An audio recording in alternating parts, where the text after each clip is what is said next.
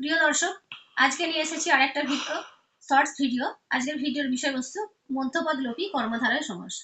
যে কর্মধারয় সমাসে মধ্যপদ বা সহায়ক পদটা লোপ পাবে তাকেই বলা হয় মধ্যপদ লোপী কর্মধারয় সমাস। যেমন ধরো সিংহাসন, সিংহ চিহ্নিত আসন, চিহ্নিত লোপ পাচ্ছে, সিংহাসন এটা আসনটা প্রাধান্য পাচ্ছে পরপদ, এটা হলো মধ্যপদ লোপী কর্মধারয় সমাস।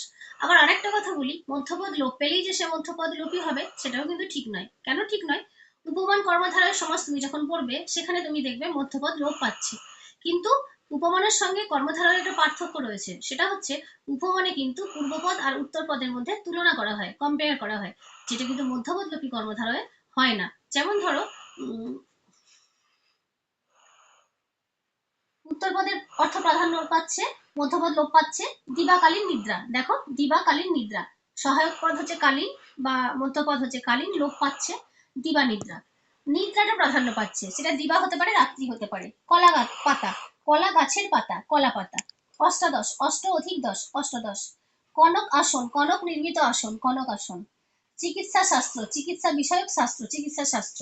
এখন প্রশ্ন হচ্ছে যে আমরা এটা ব্যাস বাক্য বা সহায়ক পদ নির্মাণ করবো কিভাবে। প্রথমে তোমাকে পূর্বপদ আর উত্তরপদ আলাদা করতে হবে। কেমন সেটা? হাত ঘড়ি, হাত ঘড়ি, হাত আর ঘড়ি।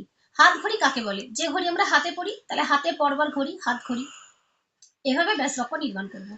সিংহাসন কাকে বলে? যে আসনে সিংহের মূর্তি বা সিংহের মুখ চিহ্নিত করা থাকতো, সিংহ চিহ্নিত আসন, সিংহাসন। এভাবে আমরা মধ্যপদটাকে নির্ণয় করব। বা বলছে যে মানদণ্ড, মানদণ্ড মাপার যন্ত্র, মান নির্ণয়কারী দণ্ড, ওই দণ্ডটার সাহায্যে কি হয়, যে কোনো জিনিসের মান নির্ণয় করা হয়, তাহলে মান নির্ণয়কারী দণ্ড। বা বলছে গিরিখাত, গিরির মধ্যবর্তী যে খাত তাকেই তো গিরিখাত বলে। তাহলে তোমাকে প্রথম পূর্বপদ উত্তরপদ আলাদা করতে হবে, আলাদা করার পরে ভাবতে হবে যে এই পূর্বপদ উত্তরপদটার মাধ্যমে কি বোঝাতে চাইছে। খুব সিম্পল একটা উদাহরণ সবসময় মনে রাখবে, যে হাত ঘড়ি মানে কি হচ্ছে, হাতে পরবার ঘড়ি।